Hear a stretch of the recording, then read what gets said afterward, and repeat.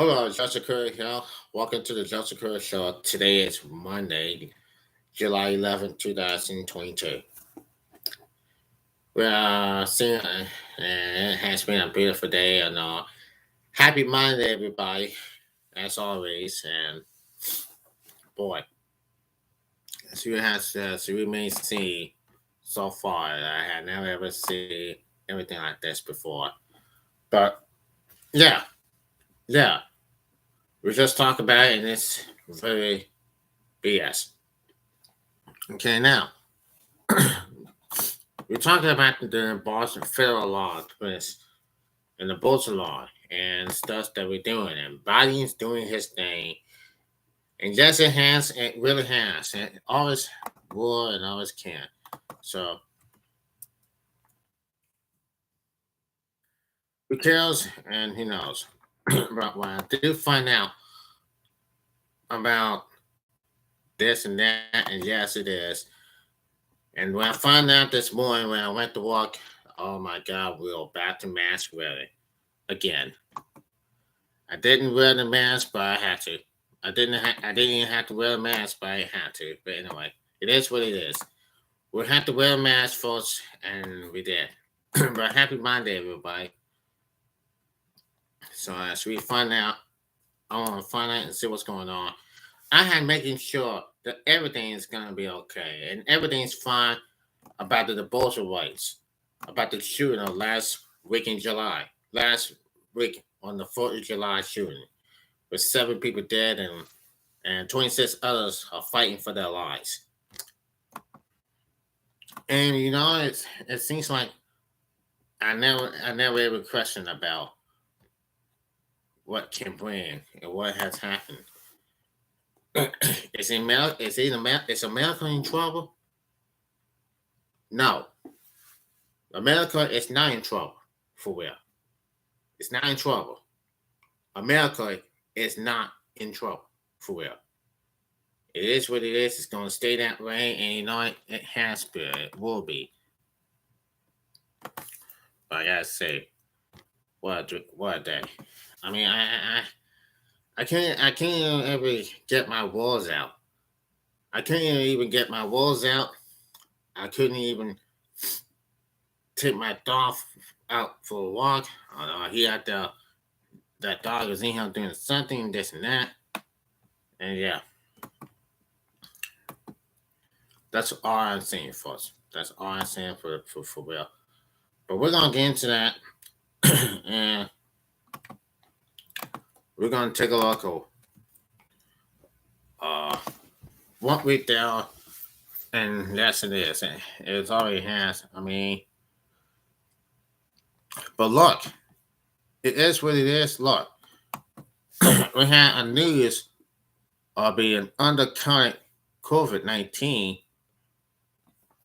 Now it says the undercurrent COVID-19 cases as with a blind spot as BA.5 variant becomes. Now take a look at this. Official COVID-19 cases measure severe uncounted true number of infections, leaving the United States with a critical blind spot as the most transmissible coronavirus hold. The Omicron offshoot BA.5 became the dominant variant in the U.S. last week, according to data from the U.S. Centers for Disease Control and Prevention, and the carries key multitudes that have to escape antibodies generated by vaccines and poor infections, adding its rapid spread. With that, Wuhan has escalated numbers of cases and more hospitalizations. Dr. Eric Topol, and congratulations and professor in molecular medicine at Scrappers Research, said on CNN on Monday. One good thing is it doesn't appear to be a complaint by the ICU admissions and the deaths as previous events. But this is definitely a concern. But to look at official case counts, it's hard to tell. The share of cases that are officially reported as is at an all-time low. says Dr. Malcolm Millen, and a lot of others. And chief scientist official at telehealth company email. There's no doubt about that. COVID-19 cases have been on the counter to some degree throughout the pandemic for reasons including a lack of available tests at, at some points and in an awful amount of cases that may have been missed. But as people increasingly rely on rapidly at home tests and an attitudes towards the pandemic shift overall, the U.S. hasn't landed on a available way to track trend missing levels. That's all I'm saying. Now, an estimator from the Institution for Health Methods and Resources Center at the University of Washington suggests that ocular infection numbers in the first week of July have been about 7 times higher than reported cases, which had averaged about 170,000 each day over the past 2 weeks, according to data from Johns Hopkins University. Before the CDC lifted the requirement for international travelers to test before coming into the country last month, Miller said it was an amazing opportunity to monitor the state of COVID-19 across the U.S. among a group of mostly active responders people.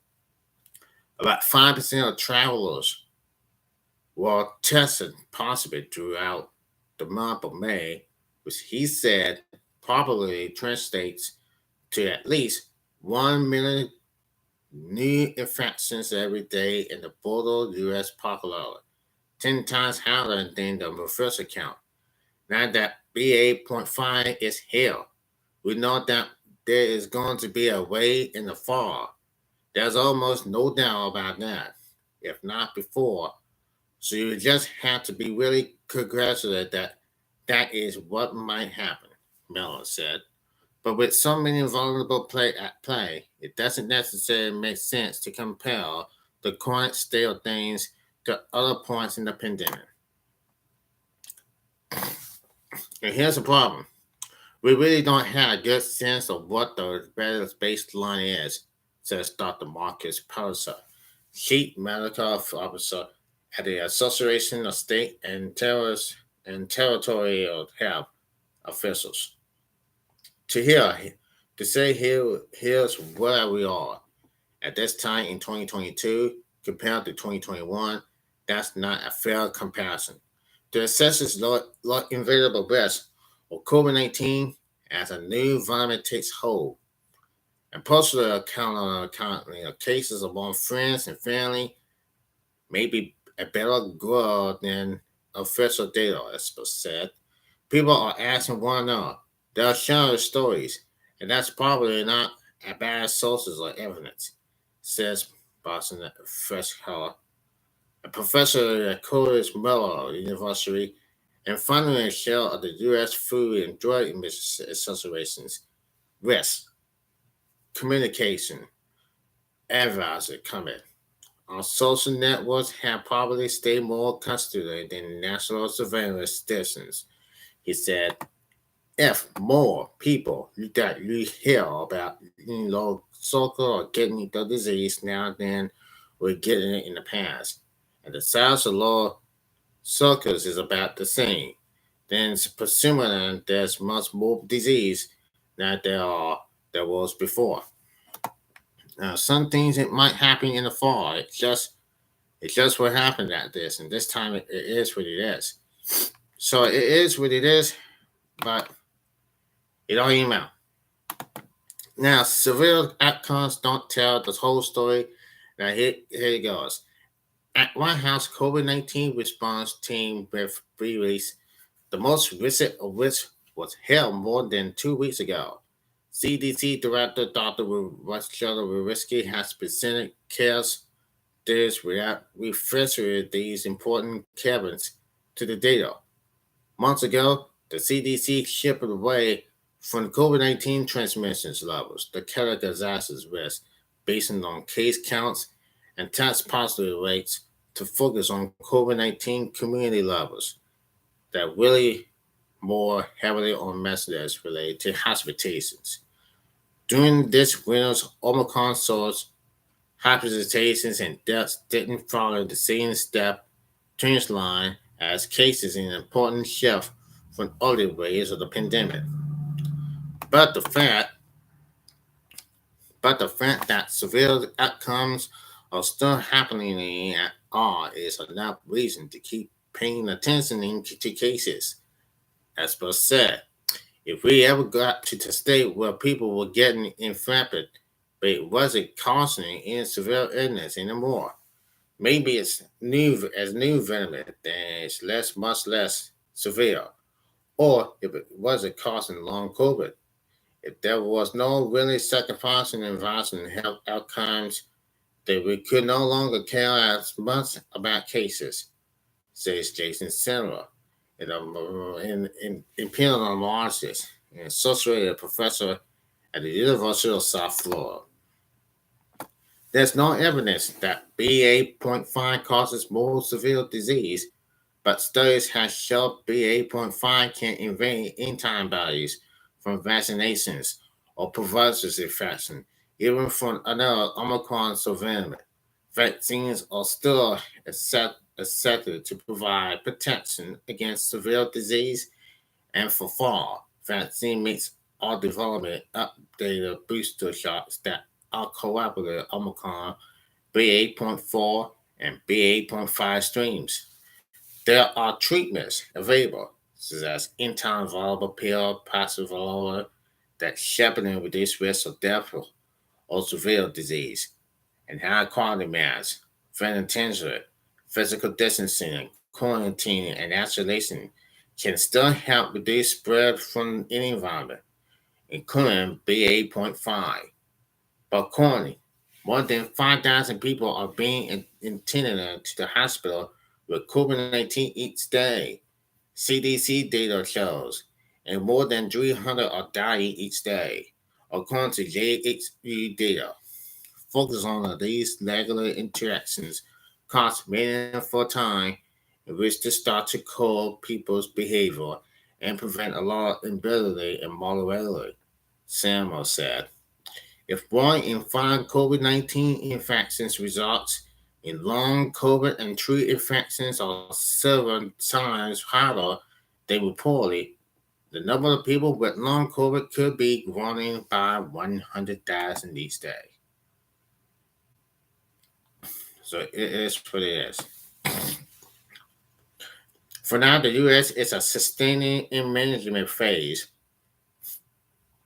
with continuing efforts to keep things under control compared with what was much more of the reacted in the most in the emotional or post of the past, Pastor said.